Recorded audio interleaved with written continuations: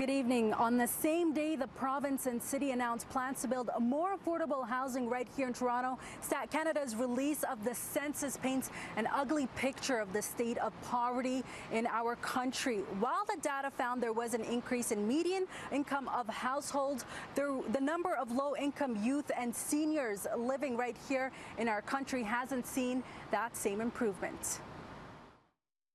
I can't say I'm surprised by the numbers, but I'm disappointed by them. 17% of Canada's 6.8 million kids live in poverty.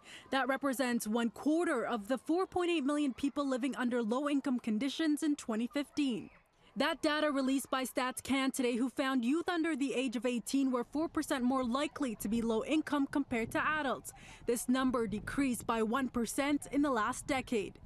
Stats Canada attributes that drop to a number of factors, including the introduction of family-related programs and a decreasing population. But a local nonprofit organization says that drop doesn't mean it's an improvement. There's been a change in the methodology, so we can't really know precisely what the year-over-year switch has been in terms of child poverty, but what we do know is that 1 kid in 4 is far, far too many, and whether that fluctuated up or down 1% does not change the depth of that problem. The census, which based this data on median household income, also found the more children a household has, the more likely it is to be low income. The data found Windsor has the worst rates, with 24% of youth living in low income, while Toronto came in 9th. Toronto is 26% of kids live in poverty. That's more than 1 kid in every 4 living in poverty in one of the richest cities on the planet.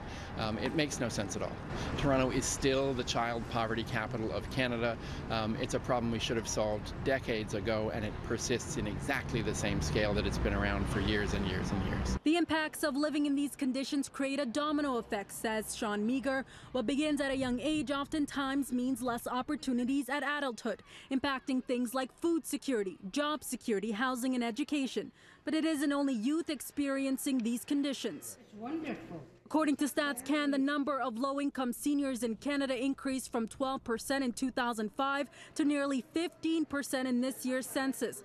Meager says that number is 2% higher here in Toronto. When we see the rate at which our seniors population is growing, and we see the number of seniors who are living in poverty in Toronto, that combination is devastating. And we don't have anything like the infrastructure, supports, planning in place to manage that kind of challenge. The numbers released on the same day as the province and city announced more affordable housing would be coming to Toronto, 600 units to be exact. It is taking us to a situation where we're able to do more by way of building affordable housing. Though housing is a step in the right direction, Meager says it's time the city refocuses its efforts to eradicate poverty when it comes to our youngest and oldest residents. We need to look closer at these numbers to see who's actually coming out of poverty and who's still stuck there.